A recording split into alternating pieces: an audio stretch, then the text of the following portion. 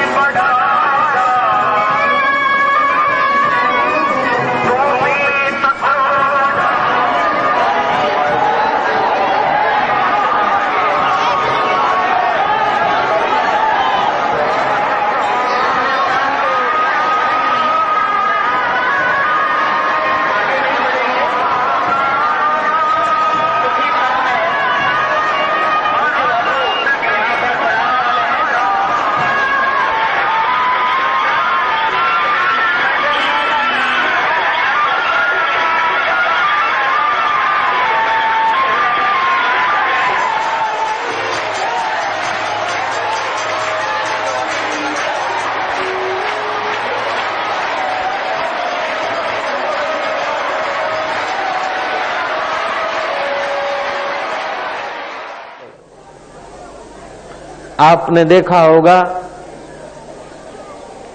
कि रथ यात्रा निकलती है जगन्नाथ जी की। अहमदाबाद में रथ यात्रा निकली है, छुट्टी होती है, सैकड़ों आदमी इकट्ठे होते, हजार होते, फिर लाखों की भीड़ होती है। रथ यात्रा में एक ऋषि की, एक सूफी फकीर की आध्यात्मिक कल्पना है। रथ यात्रा निकला, रथ कहता है कि देखो मैं कितना बड़ा हूं, हजारों हजारों प्रणाम लोग मुझे कर रहे हैं, मैं कितना सौभाग्यशाली हूं, मेरा कितना मूल्य है। पथ ने कहा पागल, तेरा मूल्य नहीं है, मूल्य तो मेरा है कि तुझे मैं आधार दे बैठा हूं। पथ कहता, रास्ता कहता है कि लोग प्रणाम करते तो मेरे को झुकते हैं, रथ बोलता है नहीं मेरे को झुकते हैं। मूर्ति मुस्कुराती है, बोले दोनों पागल हो, दोनों में अक्ल नहीं है। न रथ बड़ा है न पथ बड़ा है, बड़ी तो मैं हूं, मेरे को प्रणाम करते, तुमको कोई नहीं पूछता है। तब एक सच्चे हृदय की महिला में परमात्मा प्रकट हुआ था, वो मुस्कुराया, अरे रथ तू भी पागल है, पथ तू भी पागल है, अरे मूर्ति तुझे भी पता नहीं कि कारीगर ने तुझे बनाया था हथौड़े खा खा कर। अब पुजारी जब बिठाए तब बैठे, पुजारी जब रथ से निकाले तो निकले। न रथ बड़ा है न पथ बड़ा है न बैठी हुई मूर्ति बड़ी है, बड़ा तो वो परमात्मा है कि हर दिल नाचना चाहता है। पुजारी के दिल में भी पूजा करने की शक्ति देता है, कारीगर के दिल में कारीगरी देता है, महिला के दिल में महिला देता है, और देखने वालों के दिल में भी वही बैठा है और प्रेरित करके लाया है। बड़ा तो वो अंतर्यामी आत्मा है, न रथ बड़ा है न पथ बड़ा है न बैठी हुई मूर्ति बड़ी है, बड़े में बड़ा तो वो परमात्मा है कि हजारों मूर्तियों को नाच नचा रहा है और कभी कहता ही नहीं मैं बड़ा हूं। निरपेक्षम मुनि शांतम निर्वैरम समदर्शनम अनुव्रजाम्यहम नित्यम पुयेयम अधिरेणु भी। जो निरपेक्ष है, निरंतर मेरा मनन करने वाला है, शांत और द्वेष रहित है और सबके प्रति समान दृष्टि रखने वाला है, उस महात्मा के पीछे मैं सदा यह सोचकर घूमा करता हूं कि उसकी चरण रज मेरे ऊपर पड़ जाए और मैं पवित्र हो जाऊं। ये भागवत का श्लोक है। ऐसे जो आत्मज्ञानी जड़ भरत जैसे, रहुगण राजा को कहते हैं कि जड़ भरत पालकी उठा रहे रहुगण की, रहुगण बोलते हैं कि तुझे चमड़ा उतार दूंगा, उधेड़ दूंगा, ठीक से चल, तुझे मारूंगा। और संत बोलते मेरे कंधे चला है, 4 कदम कोई संत के साथ चलता है तो उसका भी भगवान कल्याण करते हैं। ये तो कई कदम मेरे कंधों पे चला है, ये अगर नरक में जाए तो शोभा नहीं देता, इसका बिगड़े नहीं। क्या ज्ञानियों की उदारता है। जो गालियां बक रहा है, जो हिंटर मारने की चैलेंज कर रहा है, उसके प्रति भी हृदय में द्वेष नहीं है। जड़ भरत कहते हैं कि राजन, एक मिट्टी का पुतला है, उसके कंधे पर डोली का खंभा है, उस डोली में एक दूसरा पुतला बैठा है, अब वो डोल वाला पुतला चलते हुए पुतले को मार देगा, थप्पड़ मारेगा, हिंटर मारेगा, तो मिट्टी का पुतला मिट्टी के पुतले को मारेगा, लेकिन मेरे आत्मा को तो कुछ नहीं होगा, मेरे को कौन मार सकता है।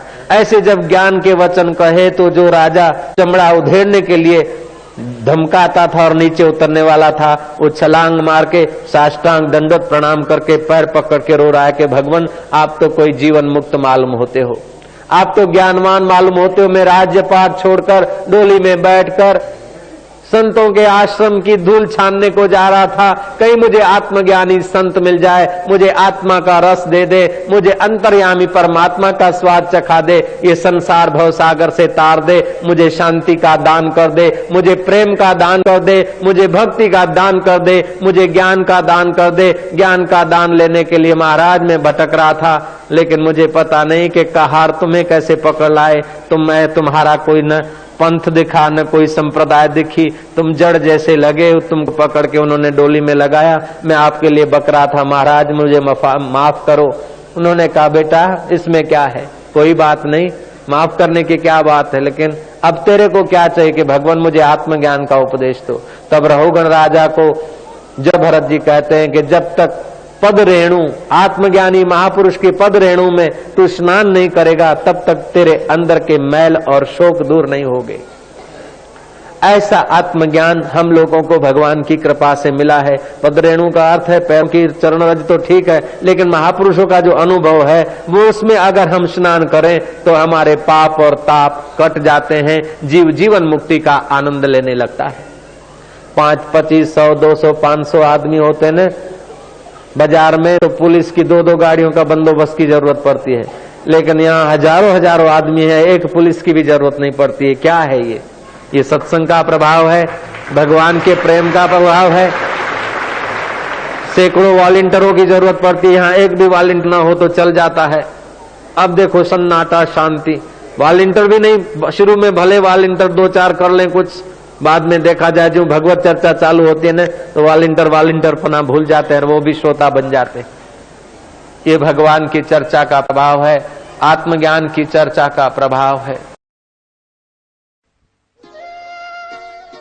आनंदमयी माँ आखिरी श्वास गिन रही थी, कितना कीमती समय था, और जाते जाते कहा कि आश्रम की सेवाएं और काम ऐसे ढंग से करना कि सत्संग का त्याग न हो जाए। सत्संग ऐसी चीज